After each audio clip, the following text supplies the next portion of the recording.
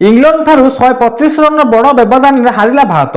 नटिंघम ठारे इंग्लैंड ऋतु बोलर माने भारतीय बैटिंग लाइनअप को संपूर्ण भाव ध्वंस कर दल को 125 रन एक बड़ विजय देते। टी20 विश्व चैंपियन भारत फर्माट रे तार सबुठारे बड़ पराजय सामना करने अधिनायक श्रेयस अय्यर चाप आहरी बढ़ी जाइए। विजय सह घरोई दल एवं सीरीज आगुआ रही अमानत भाव हारिला भारत बड़ व्यवधान हराई जहाँकि क्रिकेट इतिहास द्वितीय रन।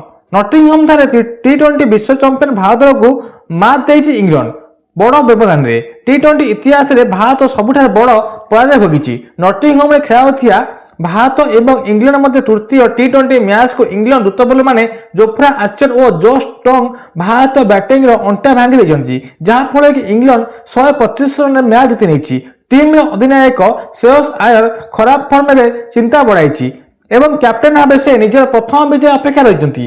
सबुबले भारत बैटर माने इंग्लैंड ठंडा पाग और स्विंग बॉल को आगे असुविधा पड़ती। आज रात सेया ही है।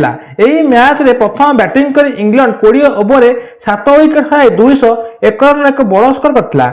ओपनिंग फील्ड शॉट मात्र 44 बॉल 70 रन कर दल को एक दमदार आराम देते। जोश बटलर 36 रन कर प्रिंस यादव के बॉल आउट होते। शेष ओवर गुड़िक साम कुरन नट आउट रही 41 रन एक भागीदार इनिंग्स खेली। भारत पक्षर प्रिंस यादव और हर्षित राणा को 2टी विकेट नहीं और 202 रन पिछा कर भारत ओपनर मैंने आरंभ छक्का चौका मारे चेष्टा करते किंतु बहुत शीघ्र आउट होते। जोश टोंग और जोफ्रा आर्चर को निज खतरनाक बोलिंग रे भारत टॉप ऑर्डर बैटर माने आउट होते। प्रथम 6 ओवर ही भारत 52 रन 5टी विकेट हाई संकट में पड़ता से आहरी बाहर पारा। पूरा भारतीय दल मात्र 12 ओवर भी खेली पारा एवं टी20 क्रिकेट इतिहास यह भारत द्वितीय सर्वाधिक स्कोर जहाँकि चर्चा सृष्टि होती। भारत पक्षर अभिषेक शर्मा 10, परवेश सूर्यवंशी 13, ईशान किशन 13, श्रेयस अय्यर 5, अक्षय पटेल 10, तिलक वर्मा 3, हर्षित राणा 9, शिवम दुबे 2, अर्शदीप सिंह 4, वरुण चक्रवर्ती 5, प्रिंस यादव 2 रन करते। जहाँफल कि 11.4 बॉल भारत 76 रन संपूर्ण विकेट हराई।